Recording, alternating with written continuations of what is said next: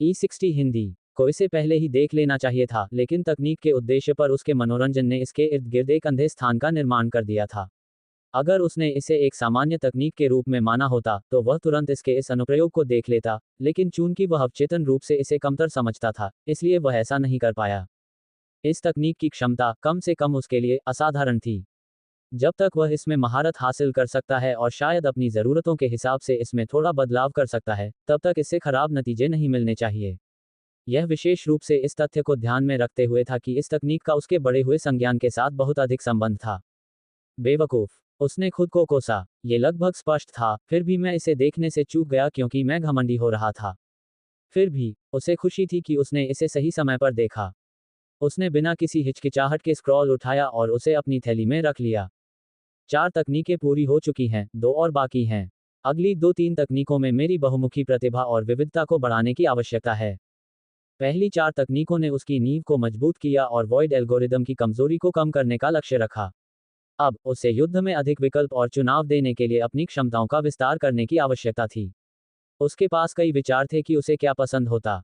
NO12 मुझे वाकई range में बढ़ोतरी की जरूरत है, उसने खुद से कहा। अगर वह अपने प्रतिद्वंद्वी को दूर से चोट पहुंचाने की क्षमता हासिल कर लेता तो जिंदगी बहुत आसान हो जाती।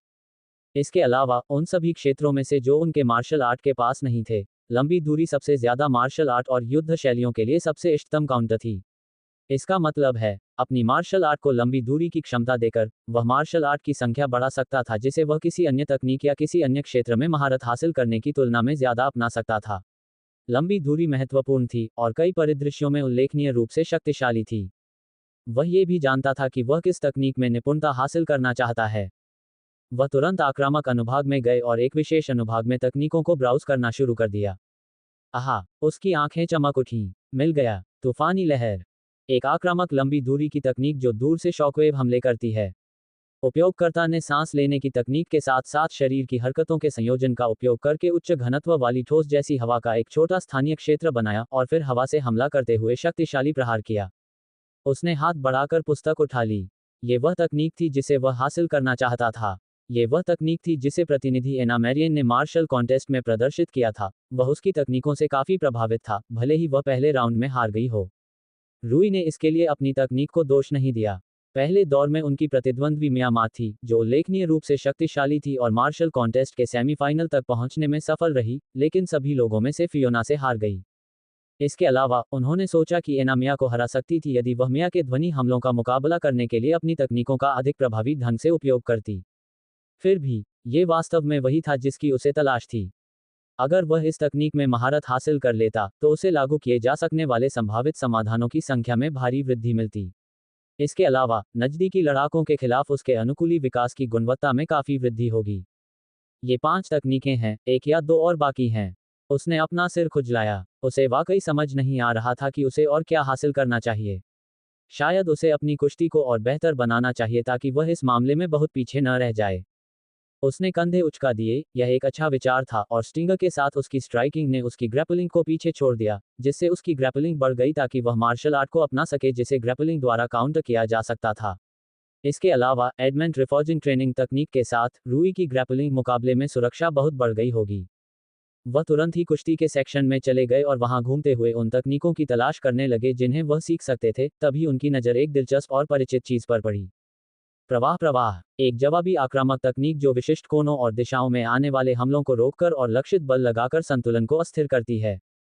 रूई की आंखें चमक उठी जब उसने तकनीक को पहचाना, या कम से कम इसके पीछे के सिद्धांत को।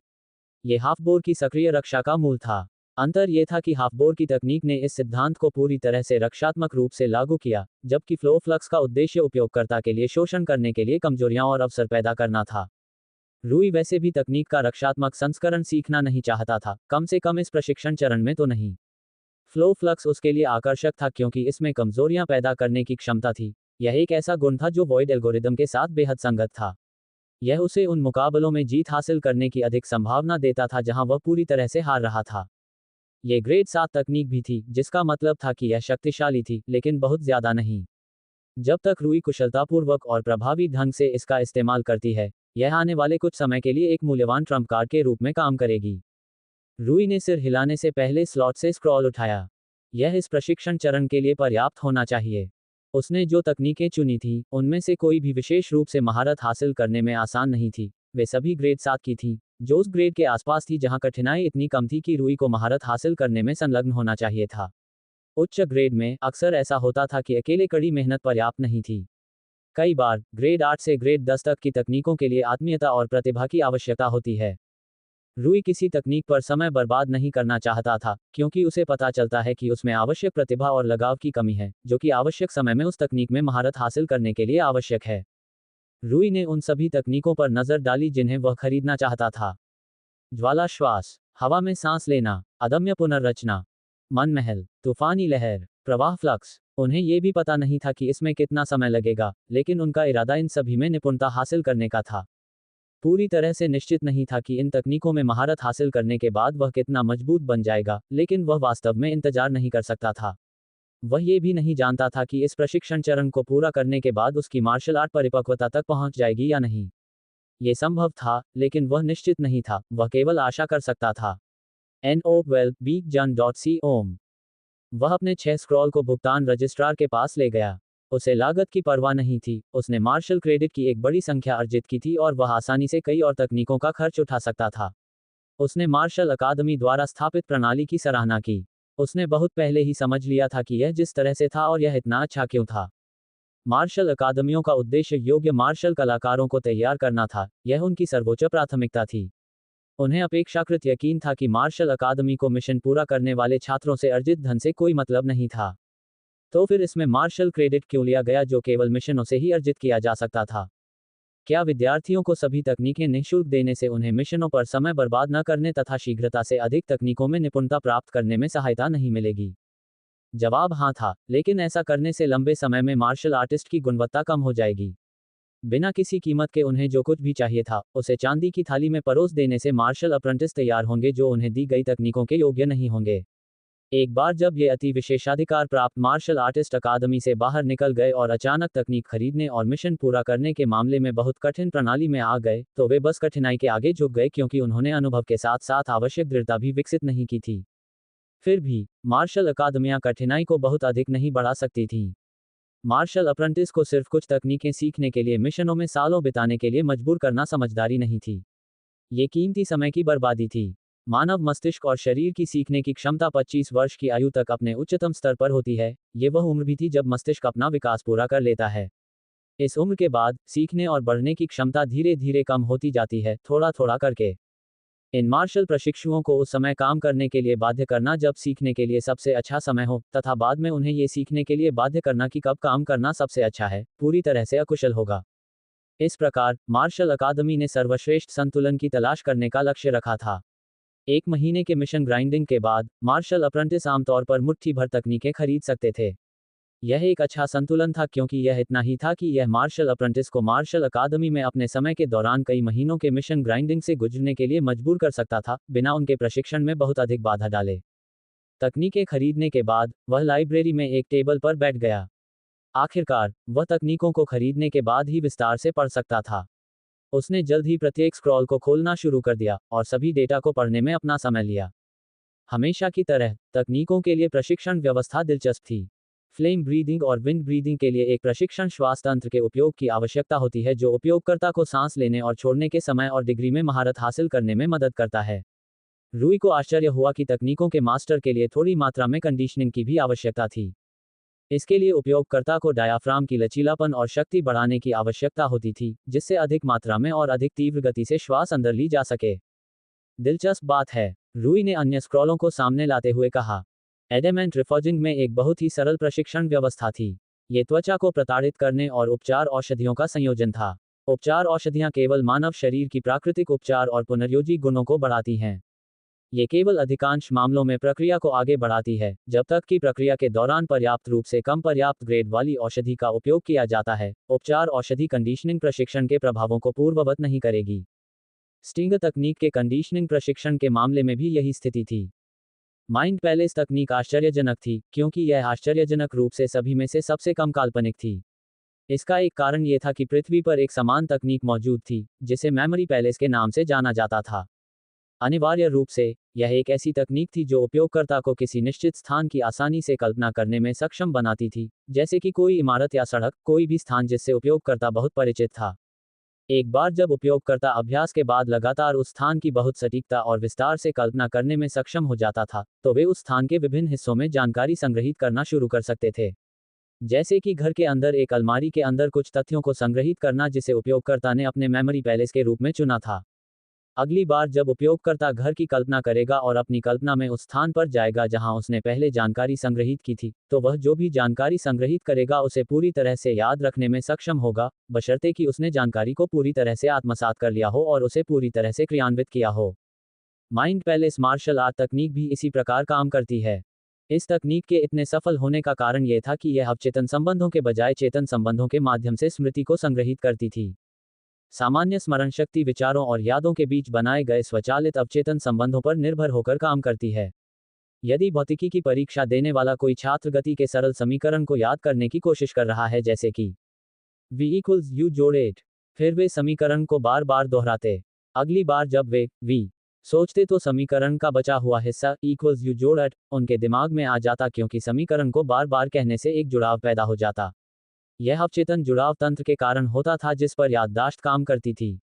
लेकिन ये त्रुटिपूर्ण और सीमित था। यह अक्सर विफल हो जाता था। यही कारण है कि छात्र परीक्षा में असफल हो जाते थे और याद की जा सकने वाली जानकारी की मात्रा सीमित थी।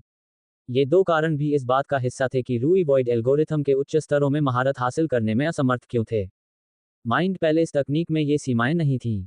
माइंड पैलेस तकनीक अवचेतन संबंधों के बजाय सचेत संबंधों पर निर्भर करती है। मन के महल के रूप में काम करने वाला कल्पित स्थान यादों और विचारों के बीच का संबंध था। इसने मन के महल को एक मानसिक डेटाबैंक और डेटाबेस बना दिया, जिसमें सभी प्रकार की जानकारी थी जिसे बहुत व्यवस्थित तरीके से एक्सेस किया जा सकता था। माइंड पैलेस तकनीक ने उपयोगकर्ता के दिमाग को कंप्यूटर के करीब ला दिया। ये बिल्कुल वही था जिसकी रूई को जरूरत थी। प्रशिक्षण व्यवस्था मुख्य रूप से इस बात पर केंद्रित थी कि उपयोगकर्ता द्वारा अपने मन में कल्पना किया गया माइंड पैलेस बिल्कुल सही हो। अस्पष्टता, अशुद्धि और असंगति के लिए बिल्कुल भी जगह नहीं होनी चाहिए। उपयोगकर्ता को इसे उच्च परिभाषा में जल्दी से कल्पना करने में सक्षम होना चाहिए, और इसे हर बार बिल्कुल एक जैसा होना चाहिए, अन्यथा तकनीक बस काम नहीं करेगी। रूई ने सिर हिलाया। यह आसान नहीं था, लेकिन ये तकनीक उसके लिए बिल्कुल सही थी। ये सचमुच उसकी बढ़ी हुई अनुभूति के लिए बनाई गई थी। उन्होंने माइंड पैलेस तकनीक को एक तरफ रख दिया और टेम्पेस्टुअस रिपल तकनीक स्क्रॉल को पढ़ा। ये निश्चित रूप से अब तक की उनकी रोस्टर में सबसे जंगली तकनीक थी। वह ये देखने के लिए काफी उत्सुक थे कि प्रशिक्षण कैसा था। ओह, ऐसा लगता है कि मैं भाग्यशाली हूँ। उसकी आंखें चमक उठीं। प्रशिक्षण व्यवस्था का पहला भाग काफी हद तक फ्लेम ब्रीदिंग तकनीक के प्रशिक्षण के एक हिस्से के साथ ओवरलैप हुआ, जिससे उसकी श्वसन शक्ति बढ़ गई। हालांकि दूसरे भाग में उसे शक्तिशाली सांस छोड़ने और सांस लेने के साथ साथ आवश्यक शारीरिक गति में महारत हासिल करने की आवश्यकता थी, ताकि उच्च घनत्व वाली ठोस जैसी हवा की जेबें बनाई जा सकें जिन्हें हमलों के साथ लॉन्च किया जा सके। उन्होंने टेम्पेस्टुअस रिपल तकनीक पर विचार करने के बाद फ्लो फ्लक्स तकनीक पर नजर डाली। उन्होंने जल्दी ही महसूस किया कि यह तकनीक वास्तव में उन सभी में से सबसे कठिन थी। इसमें कई प्रशिक्षण चरण शामिल थे, जिसमें संतुलन से परिचित होना और सही समय, स्थान और दिशा में सही मात्रा में बल लगाकर संतुलन को नियंत्रित करना सीखना शामिल था। जब उन्होंने इन सभी के बारे में पढ़ना समाप्त कर लिया, तो वे प्रशिक्षण व्यवस्था का स्वाद लेने के लिए तुरंत प्रशिक्षण सुविधाओं की ओर चल पड़े। पहली प्रशिक्षण सुविधा जहां वे गए, वह आक्रामक प्रशिक्षण सुविधा थी। वे लंबे समय के बाद स्क्वायर प्रशिक्षक डायलन के साथ प्रशिक्षण के लिए उत्सुक थे। फिर भी वह रूई को देखकर बहुत ज्यादा खुश नहीं था। इस बार कितनी तकनीकें हैं बच्चे, बताओ क्या हुआ? उसने तिरस्कार भरी नजर से कहा। उद्धरण चिन्ह ... 6 तुम, उसने अपना चेहरा थपथपाया, आहें भरते हुए। अगर यह किसी और से आया तो यह पागलपन होगा। मैं यहाँ टेम्पेस्टुअस रिपल और फ्लो फ्लक्स तकनीक सीखने आया हूँ। रूई ने 2 स्क्रॉल लहराए। स्क्वायर डायलन ने सीटी बजाई। अच्छी तकनीकें, अच्छे विकल्प, खास तौर पर आपके मार्शल आर्ट के लिए, ये समझ में आता है। रूई ने सिर हिलाया। चलिए फ्लो फ्लक्स से शुरू करते हैं, उन्होंने कहा। ये दोनों में से कठिन है। मुझे लगता है कि आप प्रशिक्षण व्यवस्था से परिचित हैं। रूई ने सिर हिलाया। हाँ सर। फ्लो फ्लक्स प्रशिक्षण के लिए आपको संतुलन की नाजुकता के बारे में सहज ज्ञान विकसित करने की आवश्यकता होती है। दुर्भाग्य से, ऐसा करने के लिए कोई एक तरकीब नहीं है। आपको मूल बातों से शुरुआत करनी होगी। सबसे बुनियादी स्थितियों में अवरोधों के माध्यम से अपने प्रतिद्वंद्वी को असंतुलित करने के सर्वोत्तम तरीकों को समझना होगा और उनमें महारत हासिल करनी होगी। आपको बिना किसी देरी के बुनियादी असंतुलन अवरोधन युद्धाभ्यास को अंजाम देने में सक्षम होना चाहिए। आपको उन्हें अपनी हड्डियों में उकेरना होगा। रूई ने सिर हिलाया, वह पहले से ही इससे परिचित थी। प्रशिक्षण व्यवस्था ने हमलों को रोकते समय अपने विरोधियों को कैसे असंतुलित किया जाए, इस पर एक मजबूत अंतर्ज्ञान विकसित करने की प्रक्रिया को जबरन तेज कर दिया। कुछ हद तक ये रूई के प्रशिक्षण के पागलपन भरे तरीके के अनुकूल था। प्रशिक्षण व्यवस्था जल्द ही शुरू हुई और स्क्वायर डायलन ने उसे बुनियादी असंतुलन युद्धाभ्यासों का प्रशिक्षण दिया। इनमें से बहुत से युद्धाभ्यास पृथ्वी से एकिडो और क्राव मागा तकनीकों के बीच एक सम्मेलन की तरह थे। अवरोधन युद्धाभ्यास रूपों को समझने में उसे कुछ समय लगा था। इसके अलावा वह अभी भी ये पहचानने में बहुत धीमा था कि उसे अपने विरोधियों को असंतुलित करने के लिए किस तरीके की आवश्यकता है। इस तकनीक के निष्पादन में सजगता विकसित करने में आपको कुछ समय लगेगा, उन्होंने कहा। मुझे लगता है कि कम से कम कुछ महीने लगेंगे। वास्तव में, ये देखते हुए कि आप 6 अलग अलग तकनीकों का प्रशिक्षण ले रहे हैं, शायद आधा साल भी लग सकता है। आपकी औषधि सहनशीलता केवल आपकी इतनी ही मदद कर सकती है। आपको लंबे समय तक संघर्ष करना होगा। मुझे पता है, रूई ने घंटों प्रशिक्षण पूरा करने के बाद अपनी सांसों के बीच से कहा। मुझे पता था कि जब मैंने 6 तकनीकें चुनी, तो मैंने स्क्वायर उम्मीदवारी की दूसरी शर्त को अपने सबसे तात्कालिक और महत्वपूर्ण लक्ष्य के रूप में निर्धारित किया। अपनी मार्शल आर्ट को विकसित करना ही अब मेरी प्राथमिकता है। स्क्वायर डायलन ने कंधे उचका दिए। आप जो चाहें करें। वैसे भी 4 घंटे पूरे हो चुके हैं। क्या आप टेम्पेस्टुअस रिपल तकनीक पर आगे बढ़ने के लिए तैयार हैं? रूई ने प्रत्येक तकनीक को पूरे दिन में बराबर समय दिया था, 4 घंटे। उसने सिर हिलाया और जल्दी से कायाकल्प औषधि पी ली। स्क्वायर डायलन ने उसे एक श्वास उपकरण फेंक दिया। इसे पहनो और सांस लो, उसने रूई से कहा। बेहोश न होने की कोशिश करो। श्वास तंत्र ने श्वास लेने में काफी हद तक बाधा उत्पन्न की, यहां तक कि उससे भी अधिक जब उन्होंने बहुत पहले हेलिकल श्वास तकनीक का प्रशिक्षण लिया था। रूई को महसूस हो रहा था कि उसका डायाफ्राम खींच रहा है, क्योंकि वह उसके फेफड़ों में हवा को अंदर बाहर करने के लिए संघर्ष कर रहा है। इस भावना ने उन्हें याद दिलाया कि जब पृथ्वी पर उन्हें अस्थमा के गंभीर दौरे पड़ते थे, तो यह वास्तव में एक अप्रिय प्रशिक्षण व्यवस्था थी जो अप्रिय यादें वापस ले आती थी। जब तक आप उपकरण लगाने के बावजूद सामान्य रूप से सांस नहीं ले लेते, तब तक आप टेम्पेस्ट ट्रिपल तकनीक में महारत हासिल नहीं कर पाएंगे। स्क्वायर डायलन ने उससे कहा। खुद को आगे बढ़ाते रहो। जितना ज्यादा तुम आगे बढ़ाओगे, तुम्हारी सांस को मजबूत होने में उतना ही कम समय लगेगा, जहां तुम वास्तविक टेम्पेस्ट ट्रिपल हमले में महारत हासिल करना शुरू कर सकोगे। रूई उसे मुश्किल से सुन पा रहा था क्योंकि वह अपने शरीर को जीवित रखने के लिए जरूरी हवा में सांस लेने के लिए संघर्ष कर रहा था। उसे ऐसा लग रहा था कि अगर वह कुछ सेकंड के लिए भी रुका, तो वह बस बेहोश हो जाएगा और बेहोश हो जाएगा। यह एक बहुत कठिन प्रशिक्षण चरण होने जा रहा है। 24 घंटों की अवधि में, रूई ने सभी 6 तकनीकों के प्रशिक्षण व्यवस्था का अनुभव किया। एक बार जब उन्होंने टेम्पेस्ट ट्रिपल और फ्लो फ्लक्स प्रशिक्षण के लिए स्क्वायर डायलन के साथ प्रशिक्षण समाप्त कर लिया, तो वह तुरंत शेष 4 तकनीकों के प्रशिक्षण सत्रों के लिए चले गए। वह तुरंत मानसिक तकनीक प्रशिक्षण केंद्र में माइंड पैलेस तकनीक का प्रशिक्षण लेने चले गए। वह इस प्रक्रिया से बहुत प्रभावित हुए। आपके माइंड पैलेस को आपकी यादों में मौजूद उन स्थानों पर आधारित होना चाहिए जिन्हें आप बहुत करीब से जानते हैं। माइंड तकनीक प्रशिक्षण सुविधाओं के एक स्क्वायर प्रशिक्षक ने उन्हें बताया। आपको उन्हें अत्यधिक सटीकता और सटीकता के साथ लगातार कल्पना करने में सक्षम होना चाहिए। यही कारण है कि उन स्थानों का उपयोग करना सबसे अच्छा है जिनसे आप सबसे अधिक परिचित हैं। माइंड पैलेस के सबसे आम प्रकारों में आपके घर, अकादमी का उपयोग करना शामिल है, क्योंकि आपने यहां वर्षों बिताए हैं। आपका गृहनगर हो सकता है, जो भी काम करता है। आपके पास जितने अधिक माइंड पैलेस होंगे, उतना ही बेहतर होगा। रूई ने सिर हिलाया। नवंबर LBJNN। शुक्र है, उसके पास ऐसे स्थानों की कमी नहीं थी। अकेले इस जीवन में क्वारिया अनाथालय और अकादमी व्यवहार्यमन महलों के रूप में काम कर सकते थे।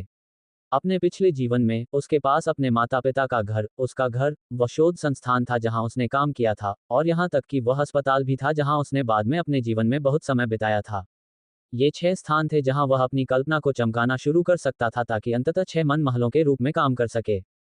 हालांकि, उन्होंने पाया कि माइंड पैलेस तकनीक उनके लिए जितना उन्होंने कभी सोचा था, उससे कहीं ज्यादा अनुकूल थी।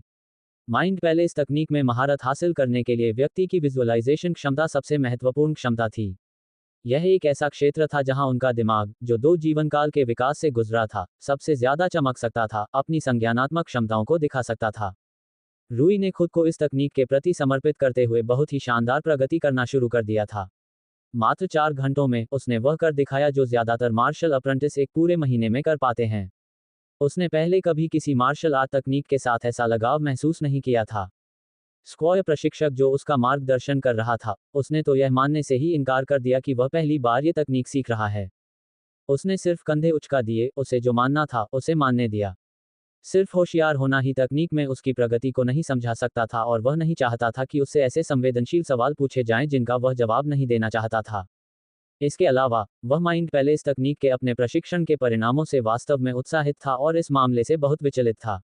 हालांकि जब उसे पता चला कि यह तकनीक वॉइड एल्गोरिदम की व्यवहार्यता की समस्या को हल कर सकती है, तो वह शुरू में आशावादी था, लेकिन उसने खुद को आगे नहीं बढ़ाया और इस संभावना पर विचार किया कि यह पर्याप्त नहीं था।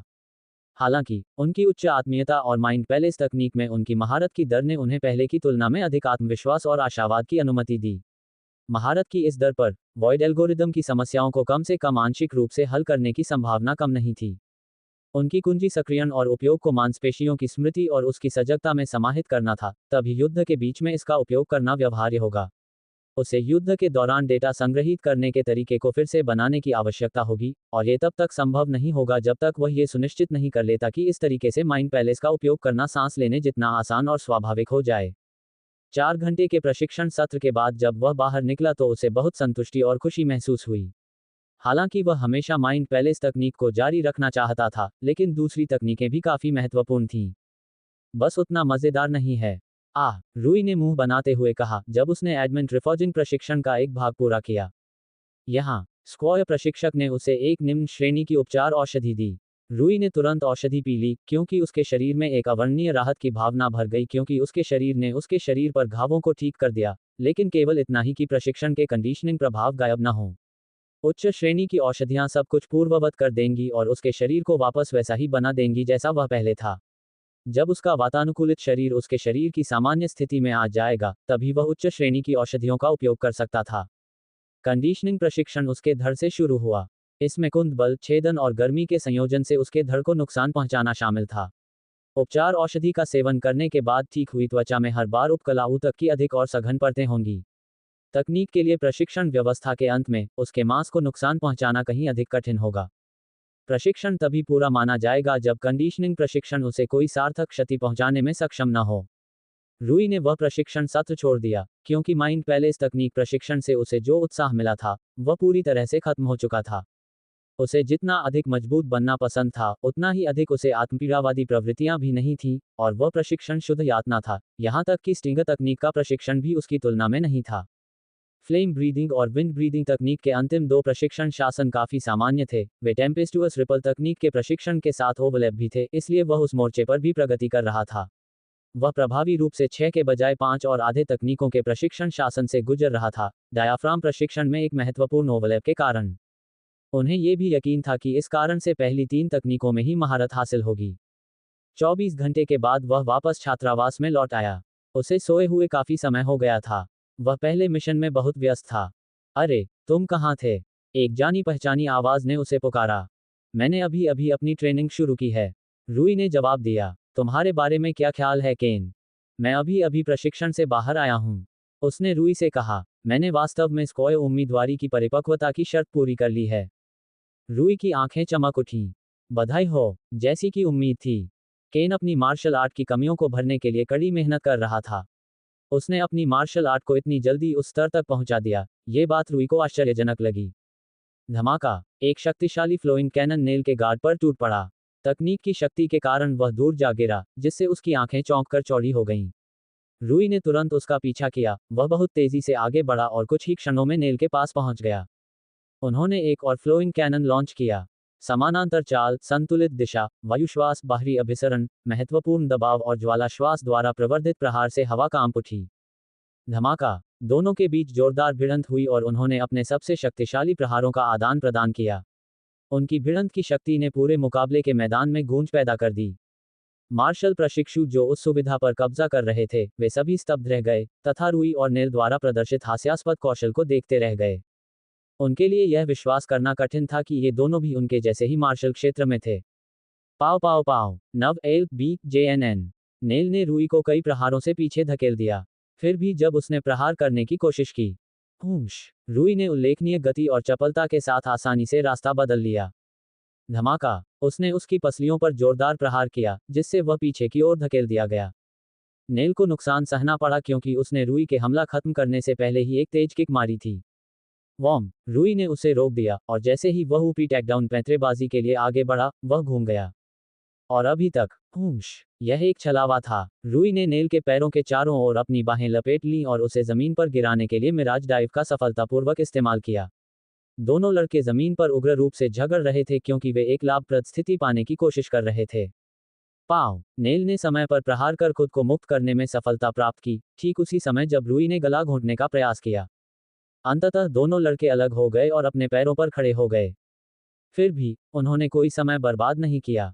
दोनों ने एक दूसरे पर बेवजह मुक्का मारा। बीच बीच में उनमें से एक को क्षणिक बढ़त मिल जाती, फिर भी लड़ाई एक कठिन गतिरोध पर पहुंच जाती। ये मुकाबला काफी समय तक चलता रहा, जब तक कि दोनों की सहनशक्ति इतनी समाप्त नहीं हो गई कि उन्हें ब्रेक लेना पड़ा। रूई ने पानी पीते हुए खुशी से मुस्कुराया। सिर्फ 4 महीने ही बीते थे और वह नेल से सभी शारीरिक मापदंडों में काफी कमतर था, लेकिन अब वह नेल से मुकाबला करने और यहां तक कि आमने सामने की लड़ाई में उसे मात देने में सक्षम हो गया था। तुम और भी मजबूत हो गए हो, नेल ने हंसते हुए कहा।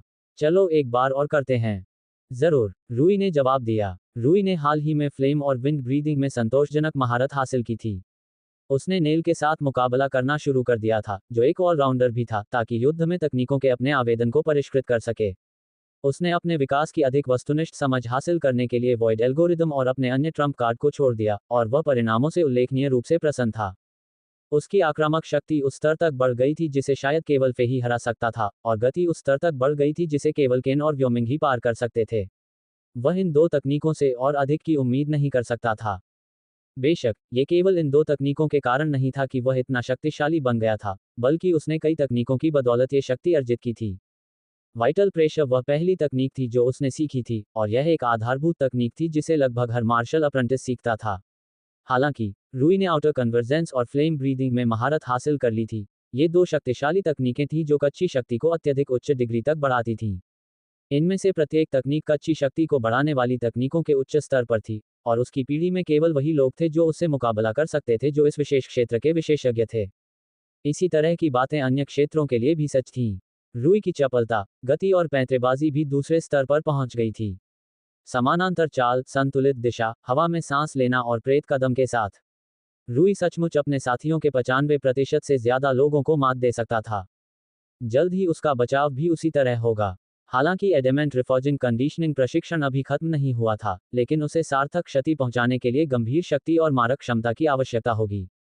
वह शायद सामान्य हमलों से ऐसे बच पाएगा जैसे कि वे उस समय कुछ भी नहीं थे। औसत मार्शल अप्रेंटिस के पास 4 अप्रेंटिस स्तर की तकनीकों के बचाव को मात देने का शून्य मौका था। खुद जैसे हरफनमौला खिलाड़ी के लिए ये अविश्वसनीय उपलब्धियां थीं। एक कारण था कि उसने नेल को अपना स्पैरिंग पार्टनर बनने के लिए कहा था। एक कारण तो ये था कि वह एक हरफनमौला खिलाड़ी था, लेकिन दूसरा कारण ये था कि नेल अकादमी में बहुत कम मार्शल अप्रेंटिस में से एक था जो उसका मुकाबला कर सकता था। वह सचमुच एकमात्र हरफनमौला मार्शल अप्रेंटिस था जो रूई को अपने नए सशक्त मार्शल आर्ट के सभी पहलुओं को समान रूप से परखने की अनुमति दे सकता था। रूई सीधे मार्शल स्क्वायर से लड़ने से केवल एक कदम दूर था क्योंकि लगभग कोई भी अन्य योग्य नहीं था। उसे अब अनुकूलन करने की आवश्यकता नहीं थी, न ही शक्तिशाली बनने के लिए अपने ट्रम्प कार्ड के साथ जटिल रणनीति बनाने की।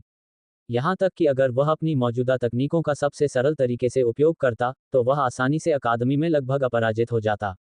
वह कल्पना भी नहीं कर सकता था कि इस प्रशिक्षण सत्र को पूरी तरह से पूरा करने के बाद वह कितना मजबूत बन जाएगा।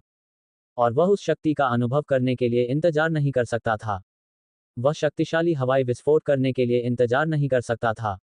वह मूर्खों का संतुलन बिगाड़ने के लिए इंतजार नहीं कर सकता था।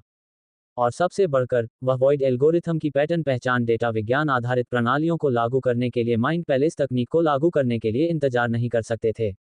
उसकी प्रवाहित शून्य शैली कितनी शक्तिशाली होगी, यह अनुमान लगाना भी मुश्किल था। 6 नई तकनीकें न केवल सीधे तौर पर उनकी तकनीक में शामिल होंगी, बल्कि वे जो बढ़ावा देंगी वह और भी ज्यादा होगा। 6 नई तकनीकों में से प्रत्येक में कुछ अन्य तकनीकों के साथ साथ उनकी मार्शल आर्ट में मौजूदा तकनीकों के साथ बेहतरीन तालमेल था।